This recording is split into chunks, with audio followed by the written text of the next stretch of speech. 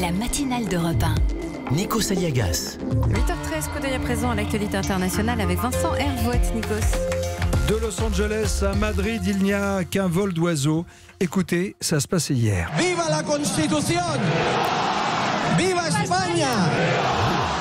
Des dizaines de milliers de manifestants dans les rues, notamment le candidat à la mairie de Barcelone, Manuel Valls, à l'appel de la droite et de l'extrême droite contre le gouvernement Sanchez. Pedro Sanchez, qui est accusé d'avoir trahi l'Espagne en dialoguant avec les indépendantistes catalans. Tout un programme. Bonjour Vincent Hervouet. Bonjour à tous, bonjour Nikos. La droite veut la chute ou elle va sans doute la voir? C'est le retour en tout cas des drapeaux jaunes et rouges sur la place Colonne de Madrid. Le retour de la Catalogne à la une. C'est la corrida politique qui recommence. Demain donc s'ouvrira le procès des dirigeants catalans qui avaient proclamé l'indépendance en 2017. Après-demain, ce sera le vote du budget et le gouvernement n'a plus de majorité. Et puis hier, donc, la droite qui manifestait. Toutes les droites. La droite de gouvernement, c'est le Parti populaire. La droite centriste, libérale, c'est Ciudadanos, le Parti des citoyens né à Barcelone, avec Manuel Valls au premier rang. Et puis, la nouvelle droite, celle qui a surgi, qui va franco, anti-immigration, anti-féministe, anti-indépendantiste, anti-mariage gay. C'est Vox, la voix du peuple, évidemment. À défaut de déterrer Franco, le gouvernement socialiste a ressuscité ses partisans qui aimaient l'Espagne une, grande et libre, comme c'était marqué à l'époque sur les pesetas. Ensemble, ces trois-là viennent de battre la gauche dans son fief, l'Andalousie, un tremblement de terre.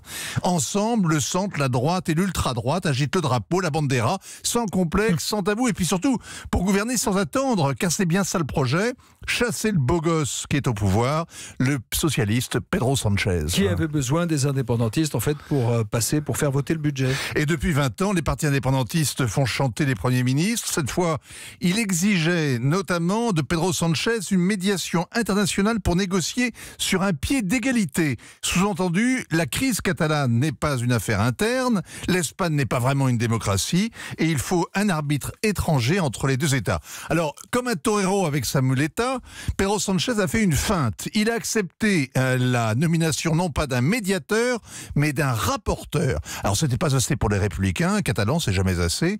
Et c'est trop pour tous les autres, à gauche comme à droite, qui dénoncent la haute trahison contre la Constitution, contre l'unité nationale. Bref, ces jours sont comptés. Et le procès des indépendantistes, on en est où? Ils sont 12 dans le box, ils sont à couteau tiré, il manque Carlos Puigdemont, le président qui s'est enfui en Belgique.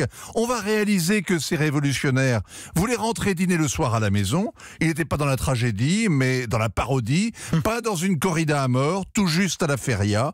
Et Pedro Sanchez, c'est un peu pareil. Il publie cette semaine ses mémoires, alors qu'il est encore au pouvoir. Le titre, Manuel de résistance.